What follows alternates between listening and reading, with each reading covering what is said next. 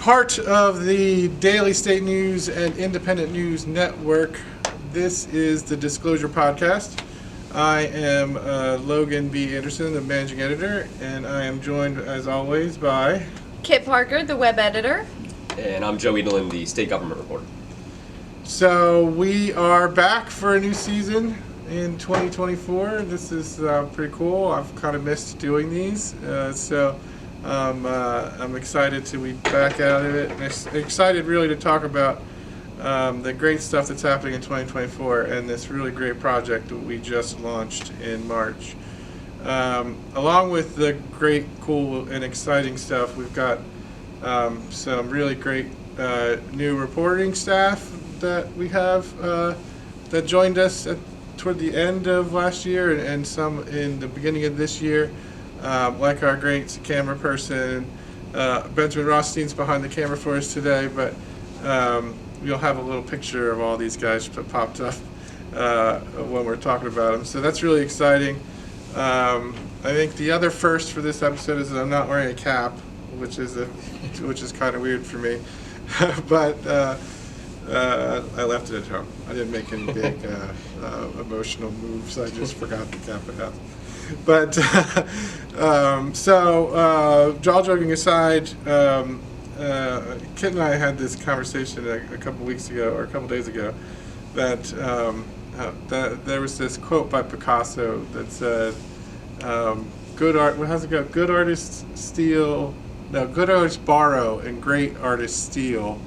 So the confession I had to make is that we started this new project called Seeds of Need, and really it's patterned on other similar projects that other large media groups have done. So so in our Seeds of Need project, we are looking at, through the course of 2024, poverty in the first state, and we're going to really put a laser focus on issues that are relating to it. And this March, we dropped the first installment, which they'll be quarterly moving forward.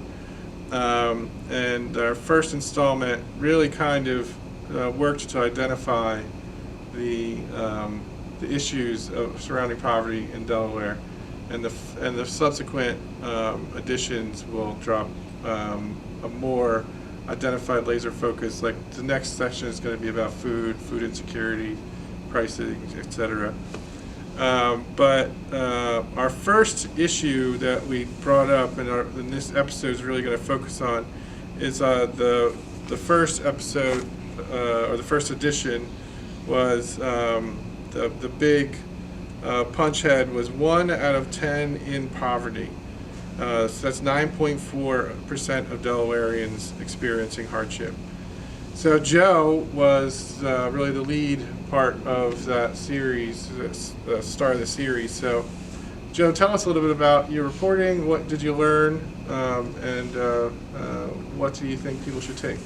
Yeah, I mean, honestly, it was really eye-opening to see just the numbers, especially when you break those numbers down for Wilmington and Dover, even when it really, even doubles upon that. But that there's obviously going to be pockets of poverty everywhere, but you don't realize how frequent it is. And one of the things during my reporting, which was the first I think it kind of got the ball rolling on it, was I attended a poverty simulation in Wilmington at the Goodwill held by the United Way of Delaware. And there I talked with them just about, the exercise was really interesting. Like, people were given it was like fake money and things that they had to do to pay their utilities, pay their rent, but obviously it was on limited income. So it was really interesting to see the type of sacrifices that people would make in this exercise, but knowing at the same time that's the reality a lot of people live in. Right. So while that was interesting to see, it was still also eye-opening to be wow, this is what people have to do every single day, every single week, every single month. But yeah, so with that, I talked with a professor of social work at the Delaware State University as well, and just talking about the trends and how things have changed. I mean, obviously COVID had a huge impact on everything, right? But seeing as, all this money that kind of went in around the state and federal government, it pulled some people out of poverty, but it also left some people in poverty. And now as we're out of that, that's, a lot of these COVID era like programs are not necessarily the same way that they were operating, under Right. the pandemic. So it's kind of like really, kind of further stressed that, type of lifestyle for these populations, people living in poverty. Was there one statistic that popped out for you? I think the rates, like for the urban rates for like the downtown and like Wilmington and Dover, like it was really interesting, especially when you break that even down by demographics and whatnot. But it also like speaks to like how you kind of mentioned it and how you preface it, like this is going to be a multi-pronged type of effort that we're doing, and this is not just like there's not a one size fits all type of thing to poverty. So there's so many different things, whether it's food, whether it's housing, that are going to contribute to this. So to like see, the two biggest cities in our state are the ones that are experiencing the most poverty. It's like, well, how does that work? Why is this, impacting people the way it is? So. Right. Yeah, we put together an infographic that detailed that, between the counties and then the two urban areas, and it was striking for me that Kent County was really had the largest level of poverty out of the three counties in Delaware. And it was interesting that Wilmington and Dover, even though Wilmington was a little higher, the numbers were kind of close. So that was, to me, was kind of eye-opening about just the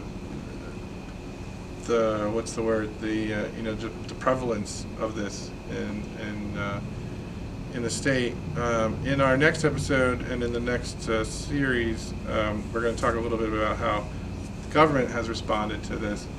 But what did you get any takeaways as Joe? Did you learn something or Yeah, you want to change? definitely. I mean, like you always hear like for young people how hard it is to people coming out of college or whatever, like how hard it is to get a house, how hard it is to like find a job that's supporting you, living a living wage to be able to go and pay rent every month. So like seeing it as like just kind of like looking at the statistics and seeing like the trends of how it's changed like over time was really like kind of interesting to just, I don't know, like it kind of you kind of put yourself in the shoes of other people while you're like kind of Craig was saying it earlier, where it's interesting to kind of hear like the plight of going through that. So like it kind of like puts things in perspective a little more and kind of makes you think like to not take like simple things for granted. You know what I mean? Yeah.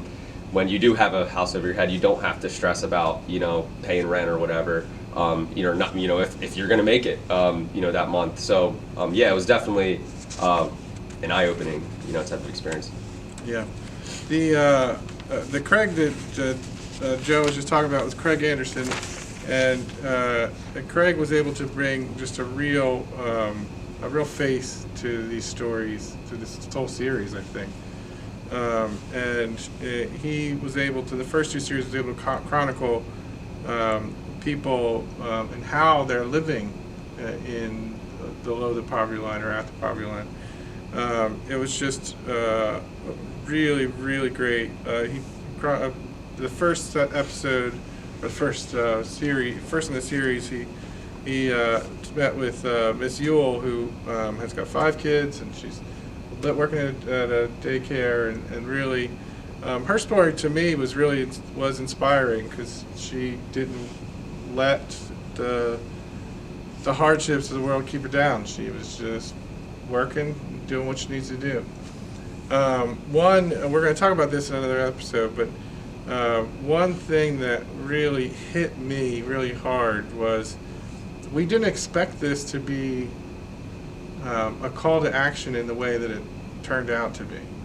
We wanted to do this because it is so prevalent and people just aren't aware, and it's a subject that people just don't want to talk about. They don't want to sit around their friends at work and say, well, you know what, I'm poor, and so on and so forth. But there's a whole host of folks that have a need, and really we thought we would just spark the conversation and maybe get legislatures maybe moving somewhere, maybe get some local nonprofits doing something. It really wasn't a plan. We just thought that it would spark something. But immediately when it went live online, and then when it hit the press,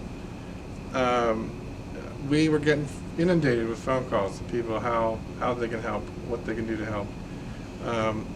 Soon we'll have a list online of how you can do that. Yeah, it really struck me, and in the next episode we're going to hear a little bit from Craig about how that reporting was. So Kit, where can people read this now? If people go to our website, betabaynews.com, you will see a special section midway down the page that takes you to our disclosure page, and it will have all of the articles so far that we have written detailed there. Just click on there, read whatever you need. You can also read other more investigative work that we have done since disclosure started. And a lot by Joe. And a lot by Joe. As the managing editor,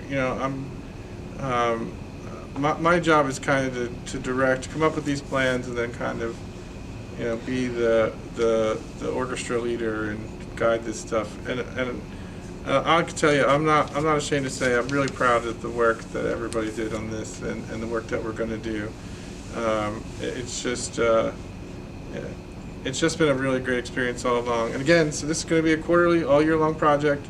The next one's going to focus on food. All right, I think this is where we're going to leave it for this episode. We've got 2 more down the line. We're going to talk a little bit more about what was in the episode, in the series. Sorry, but this is an ongoing program, an ongoing project that each quarter we're going to release this the next series, next in the series about this.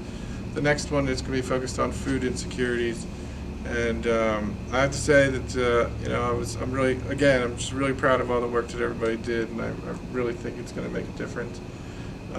So if you got any ideas about about poverty stories, about how people can help, what people should do, give us a call or hit us on our website, or email newsroom@iniusa.org, and the message will go to whoever is the most ideal to tell your story. All right, thanks. But I just wanted to say that it was a great idea. The reporting's been phenomenal, and it's easy to turn a blind eye to poverty, and it's easy to say that it doesn't affect me, but we're all one bad decision or one bad day away from being in the same situation. So excellent work from both of the gentlemen sitting here and everyone on our reporting team for this story.